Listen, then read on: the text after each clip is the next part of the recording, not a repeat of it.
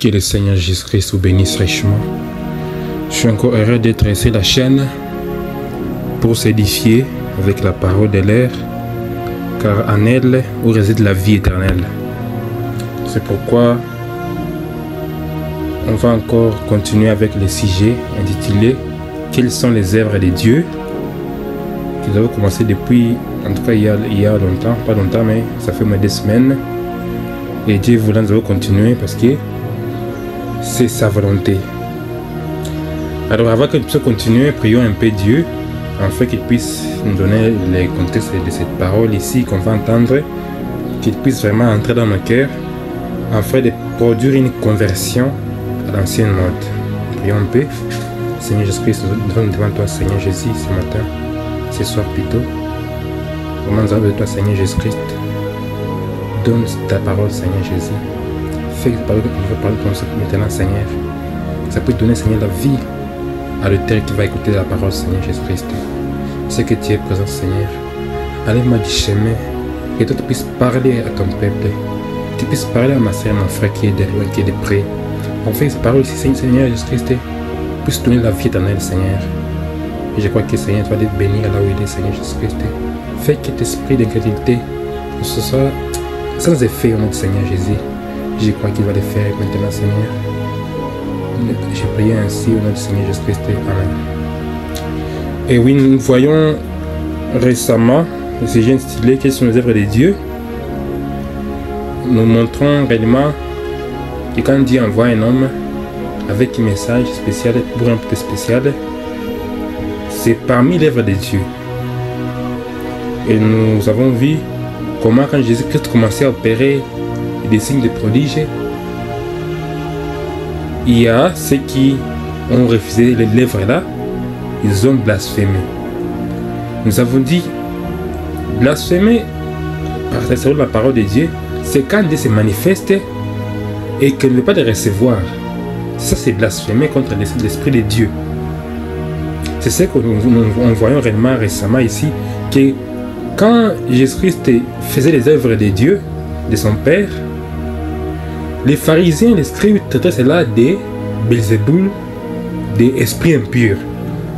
Alors Jésus nous avait dit que maintenant je vous pardonne, mais quand l'Esprit de Dieu va descendre dans les gens, ça sera un péché impardonnable. Or, en ce temps-ci, nous sommes dans le temps où le Saint-Esprit agit, Dieu dans l'homme. Alors le fait qu'on critique cela, qu'on critique l'homme qui porte l'Esprit de Dieu, qui annonce la vérité de Dieu, on sera aligné dans les gens qui seront impardonnables. Donc, et puis la parole dit que vous ne serez pardonné ni dans ce monde, ni dans le monde, ni dans les siècles à venir. C'est pourquoi j'ai montré que vraiment c'est ce qu'on devrait éviter plus. Parce que la parole dit que tout péché vous sera pardonné. Sauf, là il dit que c'est un péché quand on blasphème contre l'Esprit de Dieu. Et voilà maintenant, nous avons vu que réellement les pharisiens, les scribes ont refusé cela, ont refusé les dons de Dieu, ont refusé quand Dieu se manifeste. C'est pourquoi mon frère, ma soeur, j'aimerais que toi aussi, est-ce que réellement tu as déjà réussi quand Dieu, qu'est-ce qui s'est manifesté devant toi? C'est ça. Donc c'est ça les péchés. Parce que les scribes, les pharisiens, c'est des hommes que tu pouvais voir. Ils avaient ça. Donc ils respectaient donc, la morale. Donc ils respectaient tous les 10 commandements sans pour autant être sauvés. Ils n'ont pas réussi Jésus-Christ qui était Dieu manifesté dans la chair humaine à ce temps-là. Les Messies. J'avais dit que les Messies c'était un roi. Alors Dieu en ce temps-ci aussi s'est manifesté aussi. Alors le fait de refaire ces dons ici, pour cette terre que nous avons maintenant, là vous avez péché. Parce que le seul péché qui existe, c'est l'incrédulité. Quand on est incrédule, on fait des choses parce qu'on ne croit pas. Donc quand un homme est incrédule, il est conscient de la présence de Dieu, il fait ce qu'il veut parce qu'il est incrédule. Mais quand on est croyant, il y a des choses qui commencent à s'éliminer soi-même. Donc tu n'y fais rien, donc tu n'y fais réellement aucun effort pour mener une vie de Christ en toi. C'est parce que c'est Dieu lui-même qui va le faire. C'est pourquoi il faut recevoir la personne la personne de Jésus-Christ. Car Dieu prend, Dieu est sur la terre, mais il se manifeste dans une forme quelconque. Voilà pourquoi est-ce que Frère Branham, quand il prêchait, quand on lui contredisait à un moment donné, il prêchait, donc il était en train de défendre réellement ce qu'il croyait. Et puis la colonne de feu s'était photographiée en dessous de sa tête. C'était Dieu qui s'est fait voir qu'il était avec nous dans cet âge ici. Alors, la colonne de feu, cette lumière-là, prend la forme d'un homme qui a reçu la parole de Dieu, et le Dieu là l'accompagne. C'est pourquoi quand on reçoit les dons là, la parole faite chair, les dons de Dieu, vous recevez la vie. Disons un peu le prophète. Nous allons lire dans les serments qui sont les œuvres de Dieu, paragraphe 39. Ça dit ceci. Combien sont d'accord avec elle? Ici on va parler d'une sœur qui avait accepté les dons de Dieu.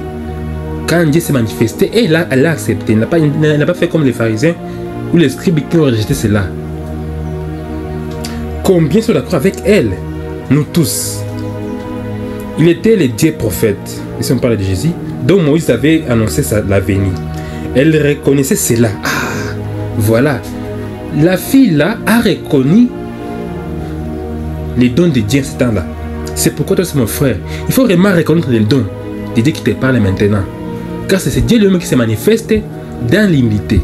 Car Dieu se révèle et se cache dans la simplicité. Donc, il faut vraiment d'abord reconnaître les jours et son messager pour être sauvé. Continuons. Écoutez la parole de cette femme. Je vois que tu es un prophète. Voilà, la Samaritaine que Jésus-Christ avait raconté au puits, qui avait une vie qui n'était pas réellement bonne, qu'elle était écartée de toutes les femmes à ce moment-là. C'est pourquoi elle partait puiser de l'eau à 11h. C'est ce moment-là que Jésus-Christ était venu. C'est pourquoi Jésus-Christ vient sauver ceux qui ont une vie qui n'est pas normale. Donc, c'est ceux qui ont une vie de péché. C'est pourquoi Dieu envoie des hommes pour sauver les gens là. Dieu ne veut pas sauver les gens qui sont pieux comme c'était le pharisien. Non. Il veut sauver les gens qui sont indignes. Voilà que la Samaritaine était indigne parce qu'elle était au puits à 11h, elle était en train de puiser de l'eau. Il a raconté le Messie. Écoutons ce que le prophète va dire. Et donc, écoutez la parole de cette femme. Je vois que tu es prophète. Pas un Belzéboul, comme le disaient les docteurs, mais tu es un prophète.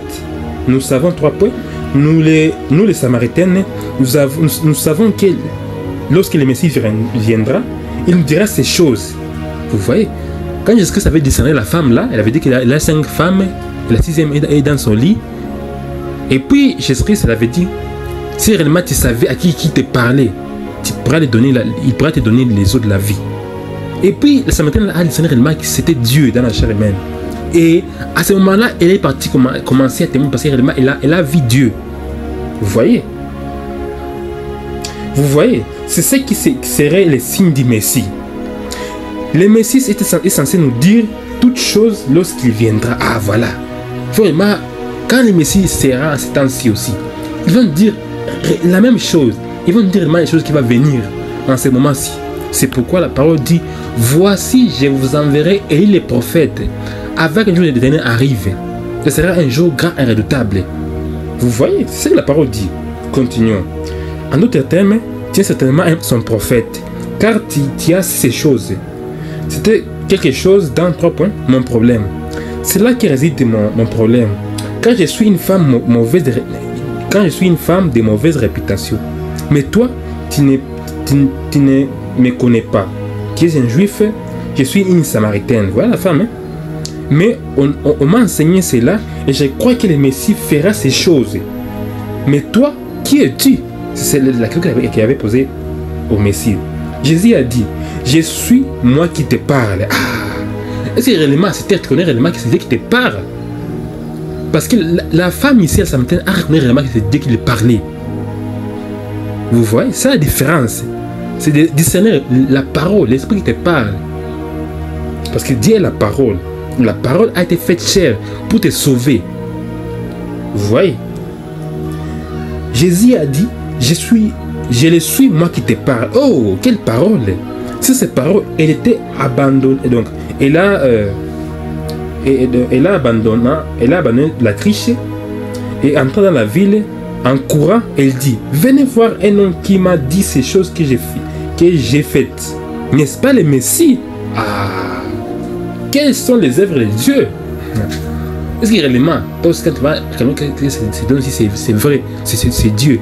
Est-ce que toi aussi, tu vas partager la parole en guise de que réellement Dieu t'a béni? Parce que carrément, on a la vérité et tu écoutes, tu sais vraiment que ça, c'est une voix de Dieu. Il faut aussi partager la parole de Dieu. Partager aux proches et cela pourra les bénir. C'est ça l'œuvre de Dieu. Donc, quand réellement, on a raconté de la chair humaine, on a vu les dons de Dieu, il faut aussi partager la nouvelle. Parce que quand on écoute la parole, on doit aussi réellement la témoigner. Or, moi, ce que je demande, c'est maintenant, toi qui écoutes la parole, partage aussi les liens ici, afin que les gens soient édifiés au travers de cette parole ici. Vous voyez? C'est ça.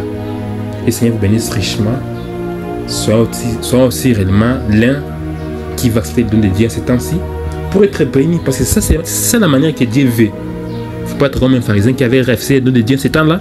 Les hommes blasphémés. Oh, ça, c'est un péché impardonnable. Quand on refuse le don de Dieu, quand Dieu se manifeste, on les refuse. Et maintenant, quand je vous parle ici, c'est Dieu qui se manifeste.